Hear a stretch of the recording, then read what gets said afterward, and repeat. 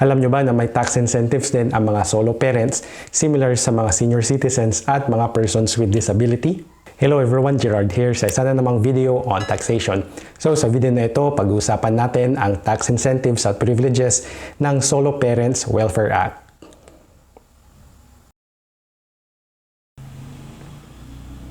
Ang Republic Act 11861 or mas tinatawag na Expanded Solo Parent Welfare Act ay nagbibigay ng tax incentive sa mga solo parents. Ang tax benefit na to or privilege ay nagbibigay ng 10% discount at VAT exemption sa mga benta na identified vatable goods ng batas na binibenta ng mga drugstores, pharmacies, grocery stores at similar establishments tulad ng gatas ng mga bata, food at micronutrient supplements, diapers, vaccines at ibang mga medical supplies.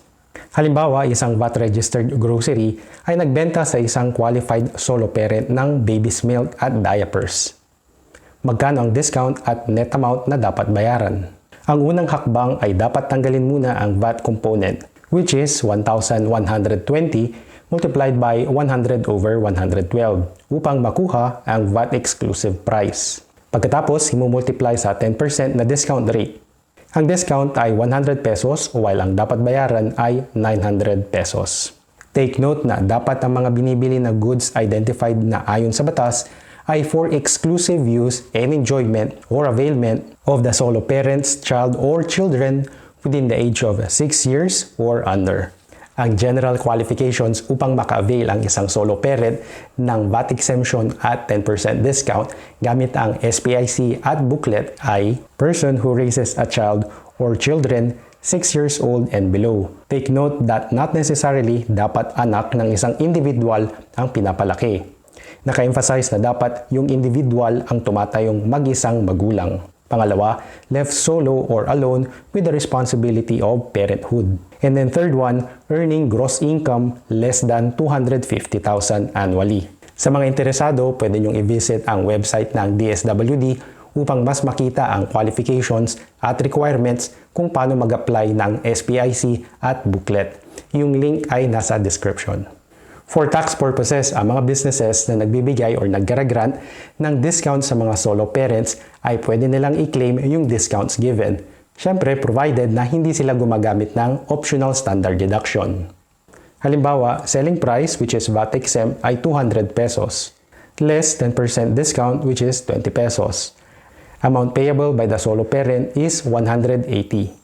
Ang journal entry would be debit cash 180, debit solo parent discount expense 20 pesos, and then credit sales 200 pesos. Take note of the following for tax purposes. Ito ang mga dapat gawin ng seller. Ang sales na dapat i-report ay yung walang discount. Sa example natin, yung 200 pesos. Yung 10% na discount ay treated as ordinary and necessary expense deductible sa gross income at hindi sa sales. Emphasize ko din ulit na dapat hindi OSD ang ginagamit within the applicable taxable quarter or taon. And then lastly, input tax related sa exempted sales ay hindi pwedeng gamitin na input tax credit and must be close to the cost or expense account. For further details sa topic na ito, especially for proper bookkeeping, pwede niyong i-visit ang Revenue Regulation 1-2023. I'll link it in the description below. And if you found this video very helpful, please give it a thumbs up and make sure to subscribe and hit that notification bell because it helps me create more videos like this.